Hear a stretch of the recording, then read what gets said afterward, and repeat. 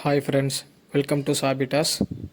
இப்போ நம்ம பீட்டா ப்ரீடிங்கோட டே 5 அப்டேட்டில் தான் இருக்கோம். ஆக்சுவலாக நம்ம அவதார் பேர் வந்து ப்ரீடிங் ஆகி வந்து முடிச்சிருச்சு. ஸோ முடிச்சதுக்கப்புறம் இந்த ஃபீமேலை வந்து செப்பரேட் பண்ணிட்டேன்.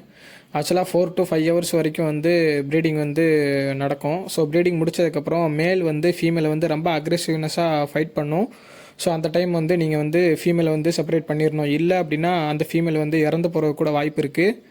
ஸோ இந்த பபிள்னஸில் வந்து நீங்கள் தெளிவாக பார்த்தீங்கன்னா தெரியும், பியூர் ஒயிட்டாக இருக்கிற இடத்துல எல்லாத்துலேயுமே எக்கு வந்து லோட் ஆகிருக்கு.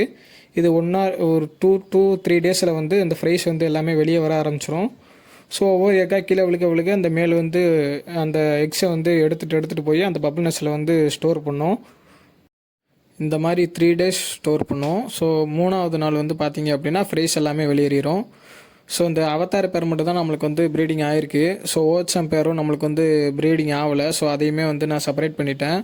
நம்ம 3rd பேர் 4th பேருமே கீழே விழுந்து இறந்து போயிடுச்சு, அது உங்களுக்கு தெரியும். ஸோ இதோட பீட்டா ப்ரீடிங் அப்டேட் வந்து அவ்வளோதான். தேங்க்ஸ் ஃபார் வாட்சிங்.